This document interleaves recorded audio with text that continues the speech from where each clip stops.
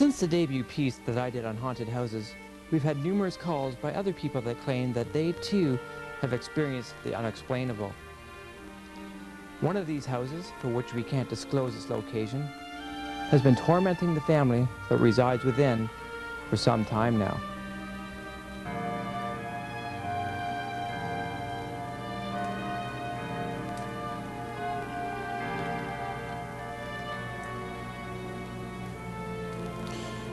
Ten years ago, my wife and I bought this house. At the time, we had no reason not to buy it. All we knew, it was 150 years old, the price was right, and it was in a good neighborhood. I knew the previous owner, so I knew the house was well taken care of. It wasn't until about 5 years later that my wife and I just kind of thought that the previous owners didn't stay here that long. In fact, no more than 6 months. After a year of buying the house, things were pretty smooth. We were working at our new jobs and raising our kids.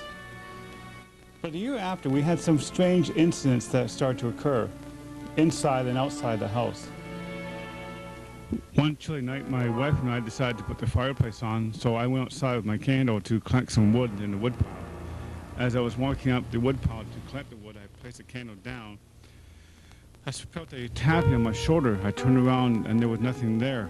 I continued with my collecting the wood, and then I felt another tapping, turned around, and it appeared to be a dark presence. When I saw it, I immediately dropped my pile of wood and ran off as quickly as I could. Another time, we had a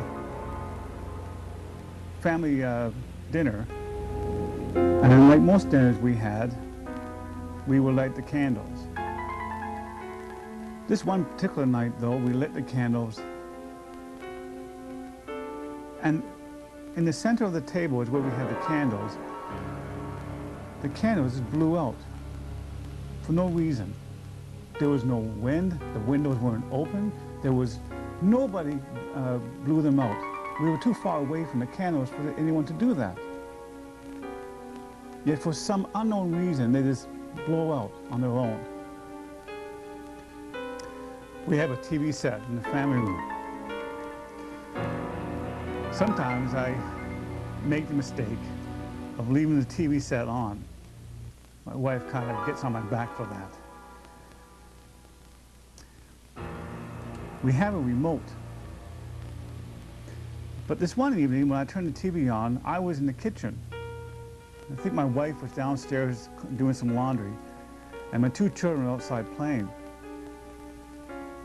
I swear, until this day, I heard the TV set changing by itself.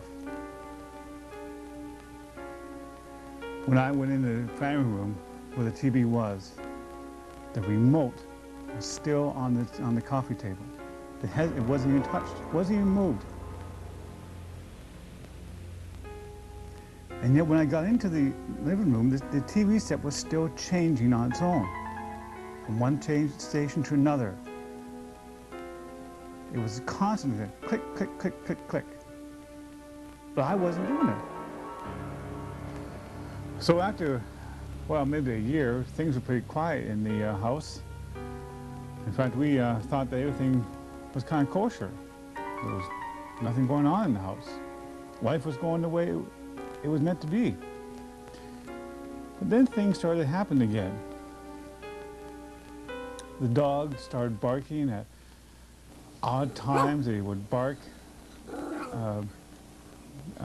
at the fireplace, or it didn't make any sense. Their behavior was odd. We had this music box on top of the fireplace mantle, and it would go off periodically. In fact, the last time it went off 2 days ago. And the odd thing is that the music box isn't wound up. Once in a while, when you're walking through the house, lights might flicker off and on really quickly. No explanation. Light bulb isn't loose. It's in the outlet securely. Still, it flickers off and on. One evening, I decided to settle down and read a book on the supernatural. Of course, I was curious, to learn more about the ghosts and the unexplained. And I can't remember if it was 10 or 15 minutes into reading the book, but all of a sudden, a book behind me fell out, levitated for about, a couple of seconds at the most, and dropped to the floor. I don't know if I was dreaming or if I was awake, but until this day, I cannot explain what happened that night. I have never told anyone about that. Ghosts. It's hard for most of us to believe in such things, yet reports of hauntings are ever present, even to this very day. Who are we to judge? Perhaps, one evening, ourselves may be visited upon. Until then, I'm Steve Burke for Plugged In.